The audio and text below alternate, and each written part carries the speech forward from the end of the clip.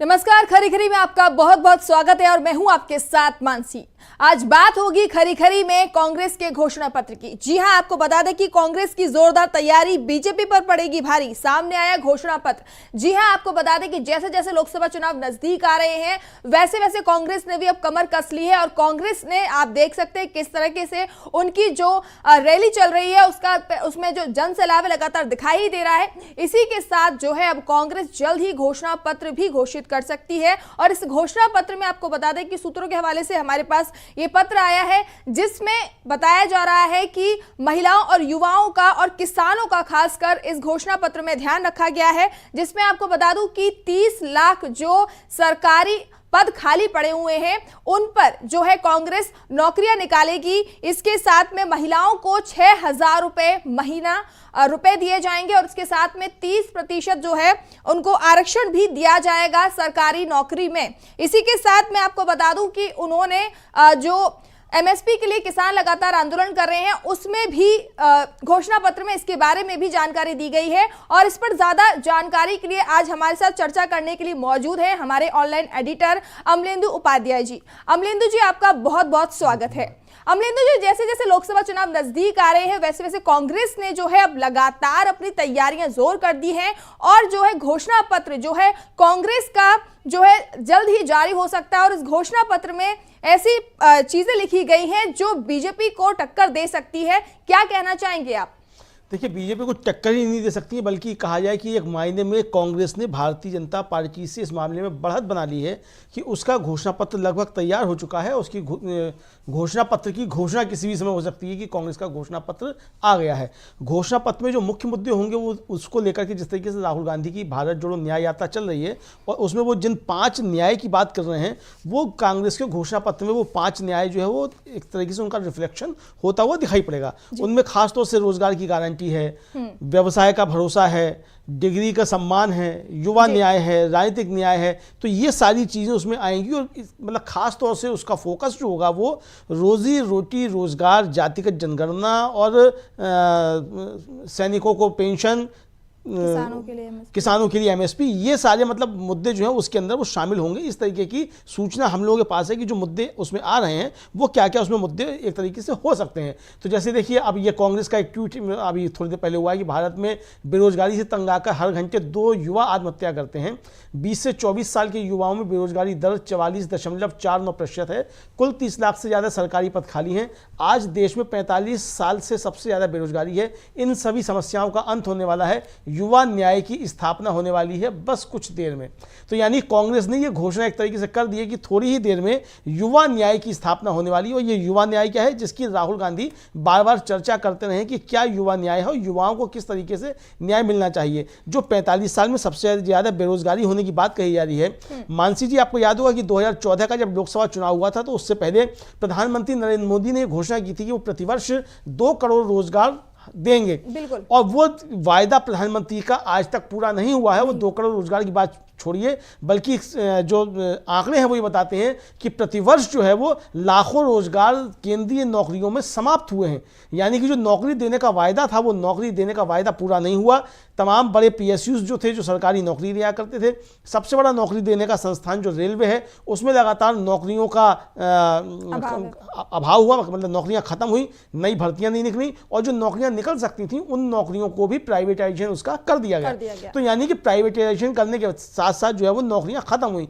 तो यानी 2 करोड़ रोजगार दिए जाने थे हर वर्ष, वो रोजगार तो नहीं दिए गए, उल्टे नौकरियां खत्म हुई और जबरदस्त तरीके से नौकरियों को लेकर के रोजगार 10 सालों तक आंदोलित है। स्थिति यह है कि प्रधानमंत्री का जिस दिन जन्मदिन होता है उस दिन ट्विटर पर बेरोजगार दिवस ट्रेंड करने लगता है। तो आप समझ सकते हैं कि किस तरीके से बेरोजगारी को लेकर के युवाओं के अंदर आक्रोश है। राहुल गांधी ने इस नब्ज को पकड़ा है और राहुल गांधी पिछली भारत जोड़ो यात्रा के दौरान भी और इस दौरान तो खास तौर से भारत जोड़ो न्याय यात्रा निकाल रहे हैं, उसमें युवाओं की इन समस्याओं को लेकर के और रोजगार को लेकर के बहुत ज़्यादा ध्यान केंद्रित कर रहे हैं। तो कांग्रेस का जो घोषणा पत्र आएगा उसको लेकर के राहुल गांधी का ये जो विजन एक तरीके से है रोजगार को लेकर के, वो कहीं ना कहीं कांग्रेस के घोषणा पत्र में परिलक्षित होता हुआ दिखाई देगा। मल्लिकार्जुन खड़गे जो कांग्रेस के अध्यक्ष हैं, वो भी लगातार रोजगार को लेकर के रोज कोई ना कोई ट्वीट उनका जो आता है, जहां भी वो रैली में जाते हैं वहां रोजगार की समस्या को लेकर के वो लगातार भारतीय जनता पार्टी सरकार के ऊपर प्रहार करते हैं। तो ये समझा जा सकता है कि कांग्रेस का मुख्य एजेंडा जो है वो एक तरीके से युवा होंगे, और वो युवा एक तरीके से देखा जाए वो अभी तक भारतीय जनता पार्टी का कोर वोट बैंक हुआ करते थे, जिसको 2 करोड़ रोजगार के लालच दिखा करके युवाओं को प्रधानमंत्री नरेंद्र मोदी ने अपनी तरफ आकर्षित किया था। वो युवा इस समय भारतीय जनता पार्टी से जबरदस्त तरीके से नाराज है, और जिस तरीके से पूरे देश भर के अंदर युवाओं के आंदोलन खड़े हुए रोजगार को लेकर के, परीक्षाओं को लेकर के, वो सब इस समय भारतीय जनता पार्टी से एक तरीके से कहा जाए वो नाराज है, और जाति धर्म की दीवारें तोड़ करके युवा जो है एक तरीके से देखा जाए वो भारतीय जनता पार्टी के खिलाफ वोट करने वाला है। तो इसको ध्यान में रखते हुए ये चीजें अब आएंगी मानसी जी आगे चल के। बिल्कुल आपने सही कहा कि जो घोषणा पत्र है इसमें सबसे ज्यादा जो है राहुल गांधी ने ध्यान रखा है युवाओं को, क्योंकि युवाओं का ध्यान रखना इसलिए भी जरूरी है कि आज का युवा जो है नौकरी के अभाव में आत्महत्या तक कर रहा है, सुसाइड तक कर रहा है।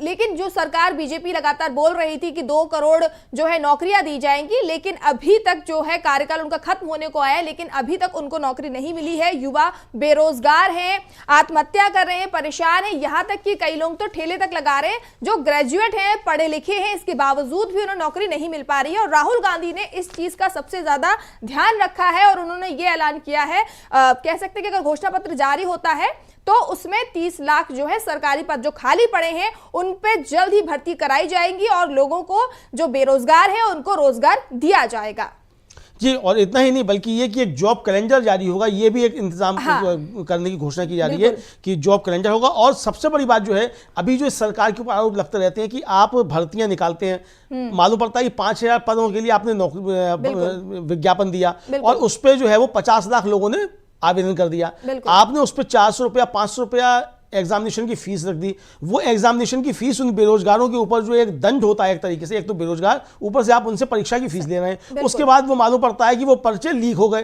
वो भर्ती स्थगित हो गई। भर्ती स्थगित हो गई तो वो 3 साल 4 साल वो भर्ती निकली ही नहीं, यानी वो लड़का जो है वो अब जाके ओवर एज हो गया, अब उसको नौकरी नहीं मिल सकती। तो ये जो अन्याय एक तरीके से होता है, तो राहुल गांधी इस अन्याय की भी लगातार बात कर रहे हैं। इस अन्याय को लेकर के भी वो कह रहे हैं कि पेपर लीक के खिलाफ कठोर कानून बनेगा, जुमलेबाजी नहीं होगी, इसको लेकर के बाकायदा कठोर कानून बनेगा, और सरकारी परीक्षा के फॉर्म जो है वो फ्री किए जाएंगे। ये इसमें खासतौर से इस पे सबसे जो महत्वपूर्ण बात है वो इस पे ध्यान केंद्रित किया जा रहा है। और बेरोजगार जो ग्रेजुएट और डिप्लोमाधारी बेरोजगार हैं उनको हुनरमंद बनाने के लिए भत्ता दिया जाएगा। यानी ये बेरोजगारी भत्ता की बात जो एक तरीके से चलती आई है, इसको लेकर के लंबे समय से देश के अंदर आंदोलन होते रहे, ये आज का मसला नहीं है। इसका मतलब कि कांग्रेस का जो मैनिफेस्टो आएगा वो अब रोजगार को मौलिक अधिकार घोषित करने की दिशा में एक बड़ा कदम एक तरीके से हो सकता है। जिस तरीके से मनरेगा लेकर के आई गई थी, वो मनरेगा भी एक तरीके से रोजगार को मौलिक अधिकार बनाने की दिशा में एक पहला कदम एक तरीके से समझा जा सकता है कि जो ग्रामीण क्षेत्र में बेरोजगार होते हैं लोग, उनको किस तरीके से रोजगार की गारंटी दी जाए, वो गारंटी थी। यानी गारंटी का शब्द जो है वो कांग्रेस लेकर के आई थी अपनी यूपीए के शासनकाल के दौरान कि किस तरीके से गारंटी दी जाएगी। तो गारंटी और मौलिक अधिकार को जिस तरीके से एक समन्वय बनाने की कोशिश की गई, यानी बेरोजगारी के लिए जो है वो रोजगार एक मौलिक अधिकार होगा, जब तक रोजगार नहीं मिलेगा तब तक आपको कोई बेरोजगारी भत्ता मिलेगा, ये इसमें एक तरीके से शामिल हो सकता है। मानसी जी बिल्कुल, आपने जैसे भी मनरेगा के बारे में बात की तो उसमें यह भी कहा जा रहा है कि उनकी जो पैसे अभी रुपए जो दिए जाते हैं वो 400 रुपए कर दिए जाएंगे, ये भी घोषणा हो सकती है। और इसमें बेरोजगारों का ध्यान रखा गया है, और जो न्यूनतम आय होगी गरीबों की, जो बताइए गरीब परिवार है उनको लगभग सालाना 72,000 रुपए भी दिए जाएंगे, ये भी घोषणा पत्र में घोषित किया जा सकता है। देखिए ये घोषणा पत्र में घोषित किया जाएगा, और इसकी घोषणा जो न्याय योजना राहुल गांधी की है उसकी मैं आपको 2-3 जो है वो उदाहरण देना चाहूंगा। एक तो ये योजना की जो घोषणा की गई थी, सबसे पहले हम लोगों का जो संस्थान है देशबंधु अखबार, उसका रायपुर में मुख्यालय जो है वहीं राहुल गांधी का एक कार्यक्रम हुआ था, और वहीं जाकर के राहुल गांधी ने इस न्याय योजना योजना की घोषणा की थी और उसको कहा जाए कि एक तरीके से उसका कुछ हिस्सा जो कांग्रेस की छत्तीसगढ़ की सरकार थी उसने वहाँ लागू भी किया था छत्तीसगढ़ में। दूसरा ये कि जो रघुराम राजन के साथ उनका वार्ता हुई राहुल गांधी की, उसका उन्होंने वीडियो जारी किया था, उसको लेकर के भी उस न्याय योजना पर काफ़ी उन्होंने ध्यान केंद्रित किया था राहुल गांधी ने। उस पर रघुराम राजन से उनका एक लंबा इंटरव्यू था, वो उस योजना को लेकर के हुआ था किस तरीके से उसको आगे बढ़ाया जाना है। तीसरा जो है वो राहुल गांधी मिले थे वो जो एक सब्जी वाले थे रामेश्वर, जिनको उनका वीडियो वायरल हुआ था कि वो टमाटर नहीं खरीद पा रहे हैं, फिर उनको राहुल गांधी ने अपने घर आमंत्रित किया था। राहुल गांधी जो थे उनके परिवार से जाकर के मिले थे और परिवार को साथ लेकर के वो राहुल गांधी के यहाँ पहुंचे थे रामेश्वर। तो रामेश्वर से बातचीत करते हुए राहुल गांधी ने उनसे सवाल पूछा था कि हमारी योजना है कि हम हर साल जो है वो गरीबों को 72,000 रुपये उनके खाते में हम देंगे, कैश देंगे, ताकि वो उस पर जाकर के कुछ काम कर सकें और करें। तो उस पर रामेश्वर ने कहा था कि साहब अगर ऐसा हो जाए तब तो बहुत अच्छा हो जाएगा, फिर गरीबी जो है वो दूर हो जाएगी। तो यानी अब सिर्फ जो प्रधानमंत्री नरेंद्र मोदी तो बता रहे हैं कि गरीबी उनके लिए एक एसेट्स हैं, मतलब उनके लिए एक तरीके से उनका वोट बैंक क्या, वो 5 किलो अनाज दे रहे हैं तो ये बड़ा भारी जो उपकार कर रहे हैं। तो प्रधानमंत्री ये कह रहे हैं कि मोदी की गारंटी। आप देखिए रेडियो पे, टेलीविजन पे हो सकता है कि हम लोगों का जब कार्यक्रम शुरू होता है उससे पहले ही जो है उनका मोदी जी का विज्ञापन आ जाता हो कि 5 किलो अनाज जो है वो मोदी की गारंटी है। तो गारंटी जिस तरीके से इस पर पैसा खर्च किया जा रहा है बड़ा भारी कि गारंटी है मोदी की गारंटी, गारंटी क्या है 5 किलो अनाज मोदी की गारंटी है, ये गारंटी बताई जा रही है। तो ये मोदी की गारंटी 5 किलो अनाज नहीं, बल्कि राहुल गांधी कह रहे हैं कि कोई गारंटी ये होगी कि आपको 72,000 रुपये साल के मिलेंगे, ताकि आप उससे अपना कोई रोजगार कर सकें और आप जो है अपनी गरीबी को दूर करने के लिए कुछ प्रयास करें। यानी कि जो कांग्रेस की जो नीति है, जो राहुल गांधी का विजन जो सामने आ रहा है वो ये है कि किस तरीके से स्थायी रूप से गरीबी का इलाज किया जाए और गरीबों को गरीबी की रेखा से ऊपर लेकर के आया जाए। ये मुख्य मुद्दा जो है वो उनका राहुल गांधी का है। प्रधानमंत्री और भारतीय जनता पार्टी का क्या है कि हम आपको 5 किलो अनाज देंगे और आप गरीब के गरीब बने रहिए, ताकि आप भारतीय जनता पार्टी के मित्र पूंजीपति हैं उनके लिए आप जो है वो एक बंधुआ मजदूरी के तरीके से और सस्ते श्रम जो है वो उपलब्ध हो सके। और जैसा कि प्रधानमंत्री नरेंद्र मोदी जो बताया जाता है, जिस पे खूब चर्चा भी हो रही है कि साहब वो इजराइल भेजे जा रहे हैं काम करने के लिए यहाँ से लोग, तो वो क्या है, वो यही है कि आप सस्ते मजदूर जो है वो बनाने की आप नीतियों पे काम कर रहे हैं। तो भारतीय जनता पार्टी की नीति युवाओं को सस्ता मजदूर बनाने की है। राहुल गांधी और कांग्रेस का विजन जो है वो युवाओं को रोजगार उपलब्ध कराना और गरीबों को जो है वो गरीबी के दुष्चक्र से निकाल करके अपने पैरों पर खड़ा करना और गरीबी से बाहर लाना, ये उनका जो है वो एक तरीके से राहुल गांधी का विजन है। ये आप इसको इस तरीके से समझ सकते हो। राहुल गांधी लगातार इसको बात को कहते भी रहे हैं कि किस तरीके से गरीबों को ऊपर लेकर के लाया जाना है। मानसी जी जी बिल्कुल। अमलिंदु जी, इसी बात पर मैं एक जो अभी हमने बात की पेपर लीक को लेकर जो है, अगर पेपर लीक को लेकर सख्त कानून बनाया जाएगा, घोषणा पत्र में ये भी बात कही जा रही है। इसी पर मैं राहुल गांधी जी ने बयान दिया था, उनकी मैं कहूंगी अपनी टीम से उनकी एक बार जो बाइट सुना दे। एग्जाम करो, पुलिस में जाओ, पटवारी, सरकारी नौकरी करो। अब उसमें उन्होंने नई चीज चालू कर दी। आप सुबह उठो, आपके बच्चे सुबह उठें, पढ़ाई करें, 2-3 साल पढ़ाई करें, फिर एग्जाम का समय आता है, गरीब बच्चा इस साइड देखता है, वही 2-3-4% लोग सुबह आते हैं, उनके मोबाइल फोन पे 2-3 दिन पहले पेपर आ जाता है, पेपर लीक हो जाता है। आप लोग देखते हो, वो मजे से मोबाइल फोन पे उनका पेपर होता है। पूरी तैयारी आप लोग तैयारी करते हो पूरी सिलेबस की, वो तैयारी करते हैं 5 सवालों की, उनकी तैयारी 5 सवालों की, आपकी पूरी सिलेबस की, मर गए आप। तो ये भी रास्ता बंद कर दिया।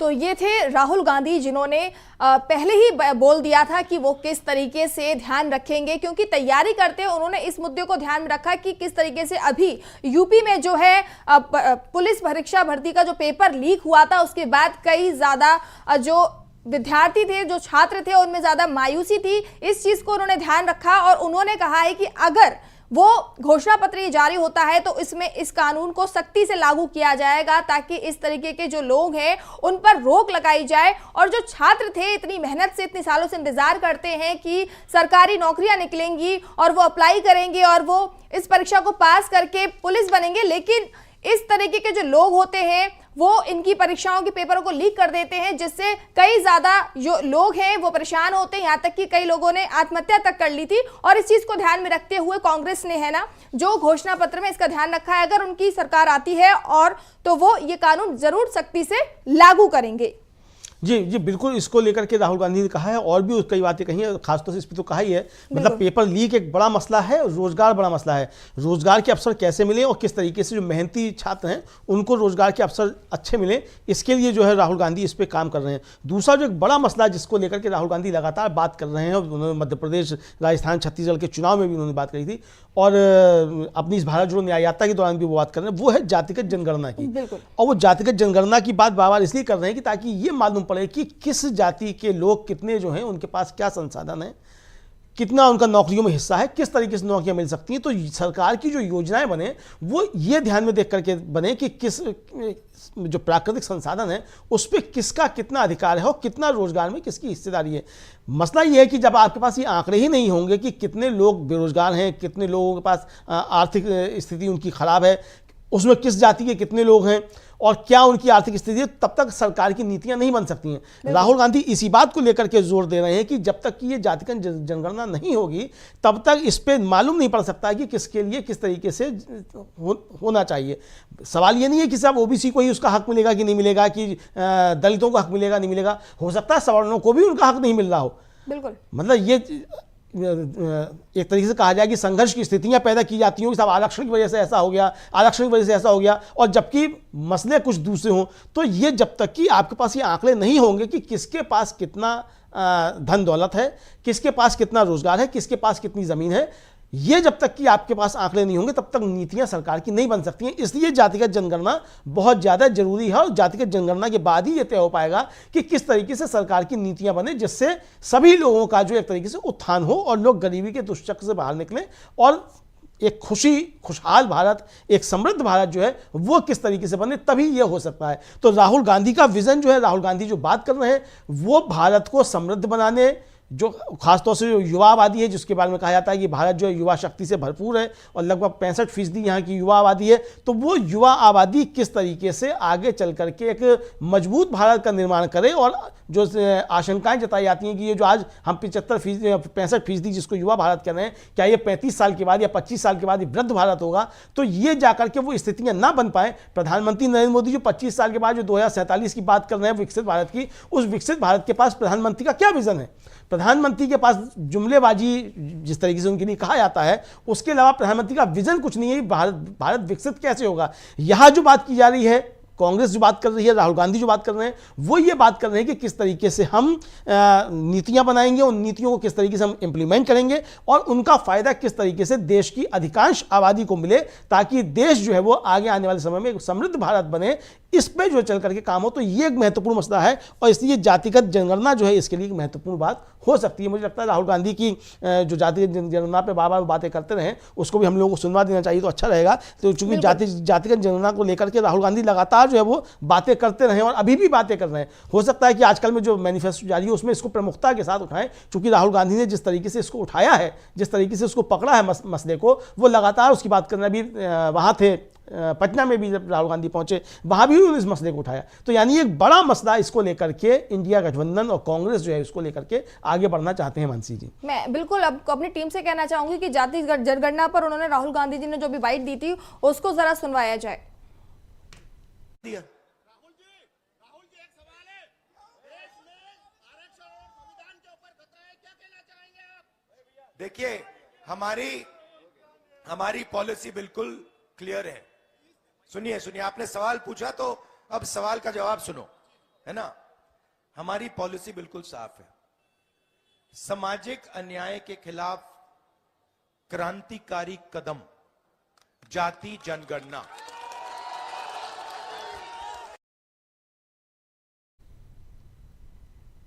तो देखा आपने किस तरीके से राहुल गांधी जो है लगातार जाति जनगणना पर बात कर रहे हैं, लगातार बोल रहे हैं कि देश में जाति जनगणना लागू होनी चाहिए और जो घोषणा पत्र जो जारी हो सकता है उसमें यह कहा जा रहा है कि जाति जनगणना पर जरूर ध्यान दिया जाएगा और अगर उनकी सरकार आती है तो जाति जनगणना जरूर करवाई जाएगी। हाँ, देखिए ये गंभीर मसला था और इसको राहुल गांधी लगातार उठा रहे हैं और सारे मसलों के साथ साथ मतलब जो अपनी न्याय की बात कर रहे हैं, जिसमें वो कह रहे हैं कि राजनीतिक न्याय, युवा न्याय और आर्थिक न्याय, सामाजिक न्याय, तो ये सामाजिक न्याय का मसला जो है जातिगत जनगणना है, तो सामाजिक न्याय के मसले को राहुल गांधी बहुत कहा जाए कि तेजी के साथ जो है वो उठा रहे हैं और इसी तरीके से वो अल्पसंख्यकों के लिए सच्चर कमेटी की जो है वो उसमें सिफारिश जो रह गई हैं लागू होने से उनको लागू करने की बात कर रहे हैं। दलितों के खिलाफ जो भेदभाव होता है खासतौर से शिक्षा के क्षेत्र में, देखिए रोहित वेमुला एक बड़ा मसला बना उच्च शिक्षा में दलितों के साथ भेदभाव को लेकर के, रोहित वेमुला को लेकर के देश भर के अंदर बड़े आंदोलन भी हुए थे। इसी तरीके से वो पायल तड़वी एक आदिवासी डॉक्टर जो थी वो मतलब अपने समाज में पहली बनने जा रही थी, उसको जिस तरीके से ह्यूमिलेट किया गया उसकी सहयोगी छात्राओं के द्वारा, वो भी एक बड़ा मसला बना। तो इस तरीके के भेदभाव किसी भी वंचित तबके के साथ ना होने पाए, इसको लेकर के राहुल गांधी जो है उस पर बातचीत लगातार करते रहे और इसको लेकर के भी जो बताया जाता है कि राहुल गांधी और मल्लिकार्जुन खड़गे ने मिलकर के जो उनकी कमेटी है उसने जो अपना ड्राफ्ट तैयार किया है, घोषणा पत्र का जो तैयार किया है जिसको जारी करेंगे, उसमें इसको लेकर के भी सख्त कानून बनाने की बात कही गई है कि दलितों और आदिवासियों के साथ, वंचित तबकों के साथ इस तरीके का कोई भेदभाव ना होने पाए, इसके लिए सख्त कानून बनाया जाएगा। तो ये भी एक महत्वपूर्ण मसला है और इसको लेकर के देखा जाए तो रोहित वेमुला के सवाल को लेकर के जब संसद में बहस हो रही थी तो आपको याद होगा कि किस तरीके से जो केंद्रीय मंत्री स्मृति ईरानी हैं वो मायावती जी के ऊपर भड़क गई थी और मायावती जी ने जो था उसी समय अपने इस्तीफा देने की एक तरीके से घोषणा कर दी थी राज्यसभा से। तो ये एक बड़ा मसला है, इस पे लेकर के भारतीय जनता पार्टी जबरदस्त तरीके से घिरती हुई नजर आ रही है। दूसरा है कि जिस तरीके से मल्लिकार्जुन खड़गे को कांग्रेस का अध्यक्ष बनाया गया और ये बताया, मल्लिकार्जुन खड़गे बार बार बताते हैं इस बात को कि भाई मैं तो दलित हूं, मेरे तो हाथ का कोई पानी भी नहीं छूता था, आप तो चाय बेचते हैं, आप अपनी गरीबी को जिस तरीके से करना चाहते हैं। अब अभी ये खबर आ रही है कि वो गरीब जो है वो चाय वाले भी जो वो भी गरीब होते हैं, वो डॉली नाम के हैं, उनके बिल गेट्स जाकर के मिले और बताया जाता है कि वो बहुत लखपति हैं वो चाय वाले। तो मोदी जी किस कैटेगरी के चाय वाले हैं तो पता नहीं, किस कैटेगरी के चाय वाले हैं, गरीब की श्रेणी वाले हैं कि डॉली की श्रेणी वाले हैं ये नहीं मालूम। लेकिन मल्लिकार्जुन खड़गे जिस तरीके से बताते हैं वो ये बताते हैं कि मैं दलित भी हूं, मैंने जुल्म भी सहे हैं, मेरे परिवार में सब लोग जो थे वो उनकी जान ले ली गई थी, केवल मैं और मेरा भाई जो था वो या चाचा जो सिर्फ 2 ही लोग बचे थे। तो इस तरीके से मल्लिकार्जुन खड़गे ये बताते भी हैं। तो दलितों को मसले को लेकर के जिस तरीके से राहुल गांधी लगातार बात कर रहे हैं और इसको लेकर, इस अन्याय को लेकर के राहुल गांधी बात करते हैं, ये सब जो है वो चीज़ें सामने आ रही। तो ये भी कांग्रेस के घोषणा पत्र में शामिल हो सकता है। इसको लेकर के हमारे पास जो सूचना है उसमें ये समझा जाता है कि ये इसमें शामिल होगा। तो ये सारी मतलब न्याय से जुड़ी, मतलब राहुल गांधी जिस तरीके से बार बार अन्याय के खिलाफ न्याय की बात करते हैं, इसी तरीके से महिलाओं को लेकर के भी जो है आधी आबादी जो है वो एक बड़ा मसला है। और अब तक सरकारें जो रही हैं उन्होंने किसी भी तरीके से महिलाओं को लेकर के उत्थान की कुछ बातें नहीं की हैं। अगर इसमें देखा जाए तो सिर्फ आप कह सकते हैं कि भारतीय जनता पार्टी की सरकारों में खासतौर से उनमें सिर्फ शिवराज सिंह चौहान जो थे वो भी चुनाव से थोड़ा पहले जो थे वो अपनी लाडली बहना योजना लेकर के आए थे। लेकिन भारतीय जनता पार्टी की सरकारों ने कहीं भी महिलाओं के लिए जो है कोई काम नहीं किया है, जबकि कांग्रेस की सरकारें जो है उन्होंने लगातार जो है महिलाओं के लिए इस तरीके से उत्थान की बातें की हैं और जहां उनकी राज्य सरकारें हैं वहां उन्होंने उसके लिए प्रावधान भी किए हैं। तो जिस तरीके से राजस्थान में, जिस तरीके से छत्तीसगढ़ में, जिस तरीके से तेलंगाना में और कर्नाटक में जो राहुल गांधी ने जाकर के वायदे किए थे उनकी सरकारों ने उनको वहां लागू किया महिलाओं को लेकर के खासतौर से, तो उसको भी लेकर के राहुल गांधी और मल्लिकार्जुन खड़गे का जो विजन इस घोषणा पत्र में आने वाला है, जो सामने आएगा, उसमें यह बताया जा रहा है कि महिलाओं को 6,000 रुपए प्रतिमाह देने की बात जो है वो इस घोषणा पत्र में की जा सकती है, जो कि सूचनाएं हैं वो मालूम पड़ेगा जब वो घोषणा पत्र आ जाएगा। और केंद्र सरकार की नौकरी, जो महत्वपूर्ण बात है, अभी तक जो महिलाओं को 33% आरक्षण की बात की जाती थी और मोदी जी साहब लेकर के आया बड़ा ढोल बजा करके कि साहब 33% आरक्षण दिया जाएगा महिलाओं को, लेकिन वो कब दिया जाएगा, वो 2029 में परिसीमन होगा उसके बाद दिया जाएगा, यानी कि वो 2034 में जाकर के उसकी कहीं बात होगी। और वो अब उससे गायब भी हो गया, मतलब उनके एजेंडे से भी अब गायब हो गया, उस पर अब बात नहीं की जा रही है। लेकिन यहाँ बात की जा रही है कि केंद्र सरकार की नौकरियों में 33% आरक्षण महिलाओं को दिया जाएगा। आपको याद होगा कि पंचायती राज जब घोषित किया गया था, लागू किया था राजीव गांधी की सरकार ने, उसमें भी महिलाओं को आरक्षण की अलग से व्यवस्था की गई थी पंचायती राज में। तो यानी कि यहाँ केंद्र सरकार की नौकरियों में 33% देने की, आरक्षण देने की जो बात की जा रही है, उस पर कांग्रेस जो है वो धरातल पर लाती हुई दिखाई पड़ेगी। ये एक बड़ा वोट बैंक होगा जिसको कांग्रेस अब संबोधित करेगी। ये वोट बैंक भी, महिलाओं का वोट बैंक भी एक तरीके से कहा जाए, वो अभी तक प्रधानमंत्री का एक कोर वोट बैंक हुआ करता था, और जहां भी सरकारें बनी है भारतीय जनता पार्टी की, उसमें महिलाओं की एक महत्वपूर्ण भूमिका रही है। तो महिलाओं को अब कांग्रेस इसके साथ में उन्होंने शायद घोषणा पत्र में ये भी है कि जो महिला है उनकी जो जजों की संख्या है उसमें महिलाओं की संख्या बढ़ाई जाएगी, महिलाओं को मौका दिया जाएगा, ये भी इस घोषणा पत्र में कहा जा रहा है।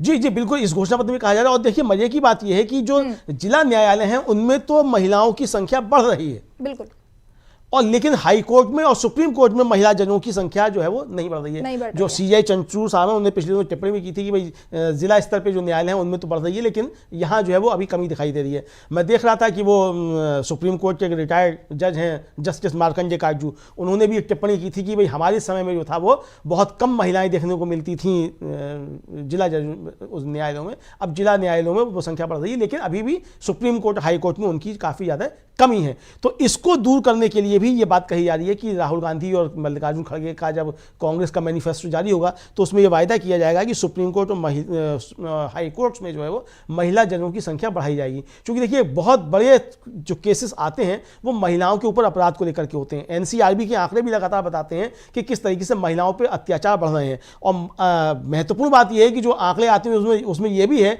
कि भारतीय जनता पार्टी शासित राज्य हैं उनमें महिलाओं पर अत्याचार बहुत ज़्यादा है। एनसीआरबी के ही आंकड़े, जो केंद्र सरकार का संगठन है जो अपराधों के आंकड़े जारी करता है, तो ये बताते हैं। तो अगर महिला जज नहीं होंगी तो वो किस तरीके से समझेंगे, पुरुष किस तरीके से समझ सकता है कि महिला के साथ एक क्या दुर्व्यवहार हो सकता है, उसके साथ किस तरीके से अपराध हो सकता है, खासतौर से महिला के प्रति अपराधों को लेकर के। क्योंकि बहुत से सवाल जो है वो अदालतों में ऐसे पूछे जाने लगते हैं जिरह के दौरान। ऐसा हो सकता है कि यानी जिस महिला के साथ एक बार जो अपराध हो चुका है, उसके साथ जो अन्याय हो चुका है, उसको बार बार जो है फिर वो उससे सवालों में जो है वो पूछा जाता है कि एक बार तो उसके साथ अपराध हो चुका, और जब वो न्याय मांगने के लिए जाए उस समय भी उसके साथ जो है वो अदालतों के अंदर इस तरीके से अन्याय एक तरीके से होता है। तो वो उस पर किस तरीके से काबू हो, और किस तरीके से महिला अगर कोई जज बैठी होगी तो महिलाओं के सवाल जो होंगे उसको वो आसानी से समझ सकती है, और फिर एक गरिमा जो है महिला की वो अदालत के अंदर भी बनी रह सकती है जो न्याय मांगने के लिए पहुंची है। तो ये मुझे लगता है कि बहुत महत्वपूर्ण बात होगी, और जब ये घोषणा होगी तो ये सीधी सीधी एक महिलाओं की जो कॉन्स्टिट्यूंसी है उसको कांग्रेस संबोधित करेगी, और ये कांग्रेस के लिए एक ज़बरदस्त कहा जा सकता है कि वो वोट बैंक भी हो सकता है, और ये एक अच्छी कॉन्स्टिट्यूंसी कांग्रेस के लिए हो सकती है, जिसको भारतीय जनता पार्टी अभी तक सिर्फ अब प्रधानमंत्री मेरा परिवार है, अब आज ही थे प्रधानमंत्री वहाँ पश्चिम बंगाल में, और वहाँ कह रहे थे कि जब मुझ पर समस्या आती है महिलाएं मुझे बचा लेती हैं। अरे आपको तो महिलाएं बचा लेती हैं, लेकिन आप महिलाओं के लिए क्या करते हैं? मसला ये है ना कि आपको तो महिलाएं बचा लेती हैं, महिलाओं के लिए आप क्या करते हैं? आप पश्चिम बंगाल में जाकर के दीदी ओ दीदी आप करते हैं।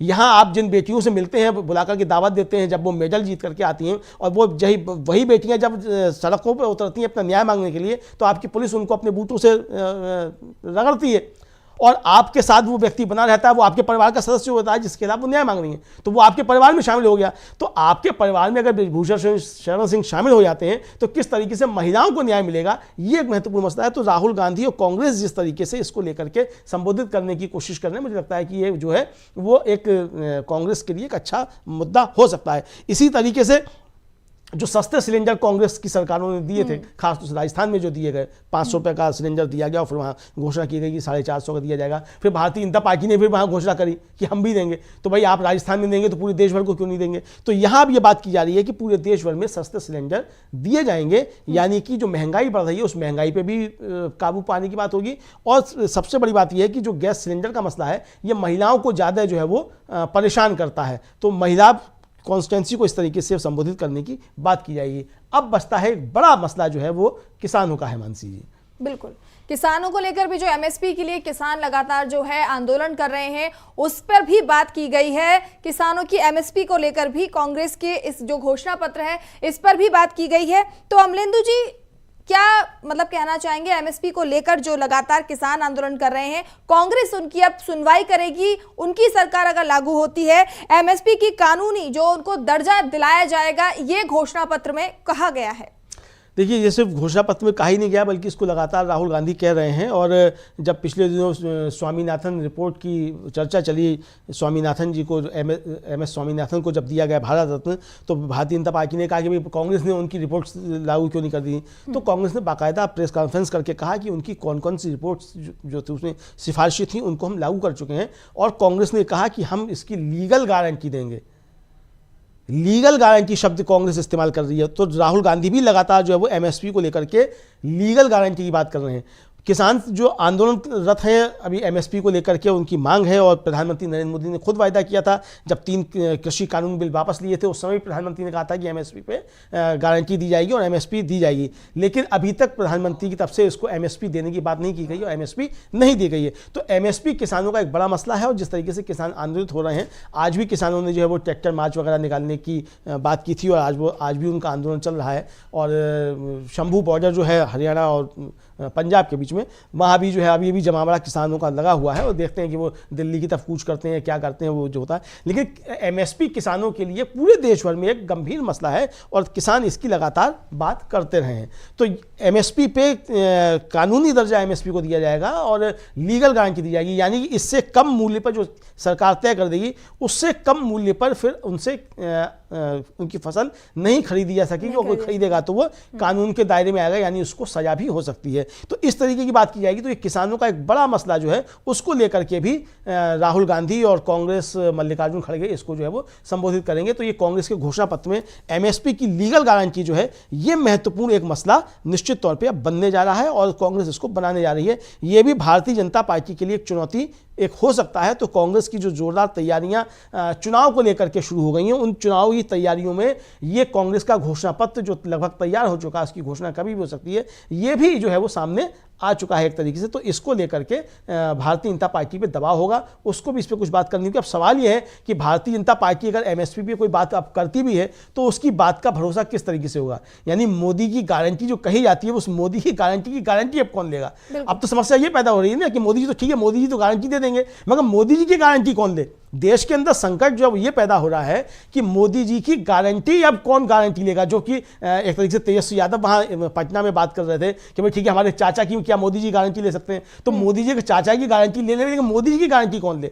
तो एमएसपी में लेकर के यही मसला उठ रहा है कि मोदी जी अगर कोई बात कह भी देते हैं, जो कि उन्होंने लोकसभा चुनाव से 2014 के लोकसभा चुनाव से पहले ही उन्होंने कहा था कि वो गारंटी मतलब एमएसपी देंगे और किसानों की आय दुगनी हो जाएगी, वो आज तक पूरी नहीं हुई।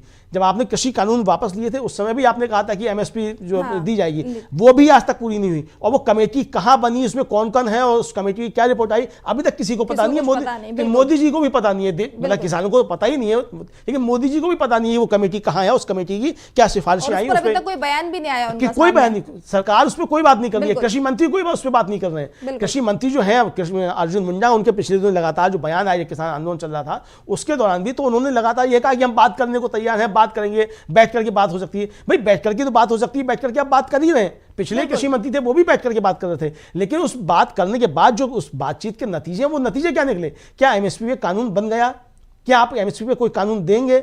क्या आप एमएसपी की गारंटी दे रहे हैं? बल्कि आप तो जो एमएसपी मांगने वाले किसानों को खालिस्तानी, आतंकवादी, क्या क्या आप जो करार देते हैं आपके लोग जो हैं, वो सोशल मीडिया पे आप देखिए किस तरीके से चलता है। आज भी इस तरीके की बातें चलती हैं। तो एमएसपी एक गंभीर मसला है और किसानों की एक गंभीर मांग है, तो उस पर बातचीत होगी। और मुझे लगता है कि कांग्रेस के घोषणा पत्र में अगर ये बात आती है, और जो कि हम लोगों के पास सूचना है कि उसके अंदर शामिल है, और राहुल गांधी भी लगातार एमएसपी को लेकर के बातचीत करते रहे, तो ये एक बड़ा भारतीय जनता पार्टी के लिए सेटबैक हो सकता है। और कांग्रेस की जोरदार तैयारी जो है, इससे भारतीय जनता पार्टी परेशान होती नजर आएगी। मानसी जी, अमलिंदु जी, ये भी कहूंगी कि घोषणाओं की सूची में जो है, आपको बता दूं कि अग्निपथ योजना जो बीजेपी ने लागू की थी, उसको कांग्रेस की सरकार अगर आती है तो उसको बंद करेगी। उन्होंने इस पर भी ध्यान दिया, क्योंकि अग्निपथ योजना जब आई थी उसको लेकर काफी ज्यादा जो युवा थे उन्होंने आंदोलन किया था, लेकिन इसके बावजूद भी बीजेपी ने उसको लागू कर दिया। अब कहा जा रहा है कि अगर ये इनकी सरकार आती है तो अग्निपथ योजना जो है इसको बंद कर दिया जाएगा।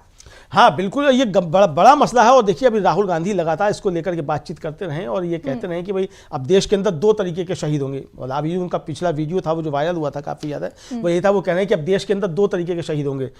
एक शहीद वो होंगे जिनको सम्मान भी मिलेगा, जिनको गृह छुट्टी भी मिलेगी, इनको पेंशन भी मिलेगी, कैंटीन भी उनको मिलेगी। लेकिन दूसरी तरफ ये अग्निवीर होंगे जो जिनको ना पेंशन मिलेगी, ना कैंटीन मिलेगी, ना सम्मान मिलेगा। बिल्कुल। और अभी पिछले दिनों खबरें आई थी कि 2 अग्निवीर जो थे वो शहीद हुए और उन दोनों के साथ जो है वो कहा जाए शासन और प्रशासन के स्तर पे दुर्व्यवहार उनके साथ हुआ, उन शहीदों के साथ। एक तरीके से उनको वो सम्मान नहीं दिया गया जो एक शहीद को सम्मान दिया जाता है। तो ये एक बड़ा मसला है। और जिस तरीके से रोजगार के लिए खासतौर से देश के किसी भी युवा की, एक तो आप राष्ट्रवाद की आंधी पे चढ़ करके आप जो है देश में आना चाहते हैं कि आप राष्ट्रवादी हैं और राष्ट्रवाद पे आप बड़ा आपका एक यूएसपी है राष्ट्रवाद आपकी, आप राष्ट्रवादी होकर के किस तरीके से, देखिए जो सेना में जो किसान के बेटे जाते हैं वो सब क्या है, वो भी तो राष्ट्रवाद है, वो भी तो देशभक्ति से प्रेरित होकर के जाकर सेना में जाना चाहते हैं। हर युवा की एक महत्वाकांक्षा होती है कि उसको रोज सेना में जाकर के नौकरी मिले ताकि वो देश की सेवा कर सके। तो आपने उसकी देश की सेवा का, आपने उससे जज्बा भी छीन लिया और आपने उससे अवसर भी छीन लिया। यानी वो 3 साल ट्रेनिंग करेगा, 1 साल वहां जाकर के नौकरी करेगा और उसके बाद वहां से लौट करके आ जाएगा। तो ये एक तरीके से देश के युवाओं के साथ भी छल है, ये फर्जी राष्ट्रवाद भी है एक तरीके से। और तीसरा ये कि देश के साथ भी ये एक तरीके से कहा जाए वो छल है कि आप देश की सीमा पर जाकर के आप ऐसे नौजवान को भेज देंगे लड़ने के लिए जिसको पूरा प्रशिक्षण प्राप्त नहीं है, जिसको सिर्फ 3 साल का प्रशिक्षण है और 1 साल बाद वो वहां से वापस आ जाएगा। तो ये आप हर तरीके से के साथ जो है कर रहे हैं। अभी मैं देख रहा था कि वो जो हमारे मौजूदा थल सेना अध्यक्ष हैं कौन, जनरल पांडे, उनका एक बयान था कि जो सेना है उसको आउटसोर्स नहीं किया जा सकता। यानी उनका कहना यह था कि जो सैन्य सामग्री है उसको आउटसोर्स नहीं किया जा सकता, वो उसके लिए हम बाहर जो है वो उस पर निर्भर नहीं हो सकते। लेकिन आपने तो यहाँ पूरी की पूरी सेना आउटसोर्स कर दी एक तरीके से देखा जाए। एक तरफ तो आप एफडीआई ले आए रक्षा मामलों में लेकर के, यानी अब आपके हथियार जो बाहर से आएंगे सब बन करके वो है, और इधर आपने सेना के अंदर जो युवा जाता और वहां जाकर के देशभक्ति के साथ वो जो काम करता उसकी देशभक्ति वहां और पनपती, आपने उसके वो अवसर समाप्त कर दिए। तो आप युवाओं के साथ जिस तरीके से आप ये कर रहे हैं, तो इसको लेकर के राहुल गांधी ने की घोषणा की और ये कई जगह राहुल गांधी कह चुके हैं, उन्होंने इसमें भी आएगा वो घोषणा पत्र में भी कि ये अग्निपथ योजना बंद की जाएगी, सेना में स्थायी रोजगार, स्थायी कमीशन, ये सब होगा, ये इसमें आ सकता है। तो ये जिस तरीके से राहुल गांधी जो अपनी भारत जोड़ो न्याय यात्रा के दौरान जो बातें कर रहे हैं और जो खासतौर से उन्होंने 5 न्याय की बात की है, वो 5 न्याय कहीं ना कहीं इस घोषणा पत्र में रिफ्लेक्शन उसका मिलेगा। और जाहिर सी बात है कि जब जहां भी जिन राज्यों में कांग्रेस की अब तक सरकारें बनी हैं, जो घोषणा पत्र में वायदे किए गए थे उनको वहां की सरकारों ने लागू करने का काम किया है। जैसे हम महिलाओं की बात कर रहे थे, अभी हिमाचल प्रदेश की सरकार ने घोषणा कर दी कि वहां 1500 रुपया महिलाओं को दिया जाएगा। तो ये जिस तरीके से मतलब जो घोषणा पत्र में कहा जा रहा है उसको किया जा रहा है। वहाँ कर्नाटक में घोषणा की गई थी कि महिलाओं को फ्री वो मिलेगा, बस में यात्रा मिलेगी, वहाँ वो लागू हो चुका है। तो इसी तरीके से जो भी घोषणाएं मतलब घोषणा पत्र में की जाती हैं कांग्रेस के, उनको वहाँ की सरकारें लागू करती हैं। तो इसलिए मोदी की गारंटी और कांग्रेस के घोषणा पत्र में अंतर यही है कि मोदी जी की गारंटी लेने के लिए कोई गारंटी देने को तैयार नहीं है और कांग्रेस अपने घोषणा पत्र में जो घोषणाएं कर रही हैं उसके वो लागू करते हैं। ये उनकी पिछली राज्य सरकारों ने बताया है। मानसी, इसके साथ में देखिए उन्होंने जो घोषणा पत्र है इसमें यह भी जिक्र किया गया है कि जो खेल से जुड़े हुए लोग हैं उन्हें स्कॉलरशिप भी दी जाएगी, क्योंकि देखा जाता है कि खेल से जुड़े हुए जो लोग होते हैं हमारे देश के लिए काफी मेडल लेकर आते हैं, लेकिन आगे की वो तैयारी नहीं कर पाते हैं। पैसों के अभाव में कई कारण होते हैं जिस वजह से आगे नहीं बढ़ पाते, लेकिन कांग्रेस ने इस चीज का ध्यान रखा है, जो खेल से जुड़े हुए क्षेत्र के लोग होंगे उनको स्कॉलरशिप दी जाएगी। देखिए इतना ही नहीं, आप अगर पहले भी ध्यान करें तो आप देखती होंगी कि जगह जगह हर जिले में नेहरू युवा केंद्र होते हैं। वो नेहरू युवा केंद्र क्या काम करते हैं? वो नेहरू युवा केंद्र यही काम करते हैं कि किस तरीके से ग्रामीण क्षेत्रों के या शहरी क्षेत्रों के युवा जो हैं वो आगे आए, खेलकूद में आगे बढ़ें और आगे जाकर के काम करें। इसी तरीके से हर जिले में एक स्टेडियम बनाने की योजना भी कांग्रेस की सरकार ने लेकर के आई थी पहले, और वो जिलों में बनना शुरू हुए थे। मुझे लगता है कि उसी को आगे ले जाने की ये बात हो रही है कि युवा जो हैं वो खासतौर से ग्रामीण बच्चे जो हैं वो खेलों में बढ़े और वहां जाकर के अपना खेलों में भी करियर बनाए। यानी जो पहले कहा जाता था कि खेलोगे कूदोगे बनोगे खराब, पढ़ोगे लिखोगे बनोगे नवाब, तो ऐसा नहीं है कि आप खेलेंगे कूदेंगे तब भी आप नवाब बनेंगे। बिल्कुल। तो चूंकि खेलना कूदना जो है वो आपके एक पूरे व्यक्तित्व के लिए जो है उसको निखारने में भी उस खेल कूद का एक स्थान होता है। तो ये भी आप जो है करेंगे तो ये चल करके आगे आएगा। तो इसी तरीके से इसको लिया जाएगा। और जो सबसे बड़ी एक और जो चीज है मानसी जी, वो ये है कि जिस तरीके से गहलोत की सरकार जो राजस्थान में थी, अशोक गहलोत की सरकार, वो चिरंजीवी योजना लेकर के आई थी स्वास्थ्य के क्षेत्र में, उस तरीके की योजना जो है वो इस घोषणा पत्र में कहा जाएगा कि हम उसी तरीके की एक घोषणा लेकर के आएंगे। बड़े इलाज जो हैं जिस तरीके से वो सारे उस योजना के अंतर्गत फ्री ऑफ कॉस्ट होंगे। मुझे लगता है कि ये बहुत बड़ा क्रांतिकारी घोषणा होगी ये कि अगर कांग्रेस की और इंडिया गठबंधन की सरकार बनती है तो इस तरीके की स्वास्थ्य बीमा योजना लेकर के लाया जाएगा। ये बड़ा मसला होगा। और जो जिस तरीके से आज देखिए आदमी का सबसे ज़्यादा खर्चा किस पे हो रहा है, सबसे ज़्यादा खर्चा जो है अभी जो सरकारी आंकड़े और तमाम जो गैर सरकारी संस्थान है उनकी जो रिपोर्ट्स आती हैं वो सब यही बताती हैं कि आदमी का सबसे ज़्यादा खर्चा जो आज वो चिकित्सा पे खर्च हो रहा है, उसके बाद राशन पे खर्च हो रहा है। बिल्कुल। तो दो खर्च सबसे ज्यादा है। तो ये इससे अगर आदमी को ये हो जाए कि सुरक्षा उसको मिल जाए कि अगर वो बीमार पड़ता है तो उसकी जिम्मेदारी सरकार की होगी। और जो कल्याणकारी राज्य की भूमिका जिस पे लगातार चर्चा होती रही है कि राज्य की भूमिका क्या है, तो राज्य की भूमिका में यही आता है कि रोजी रोटी, रोजगार, शिक्षा और चिकित्सा ये सरकार की जिम्मेदारी है, राज्य की जिम्मेदारी है।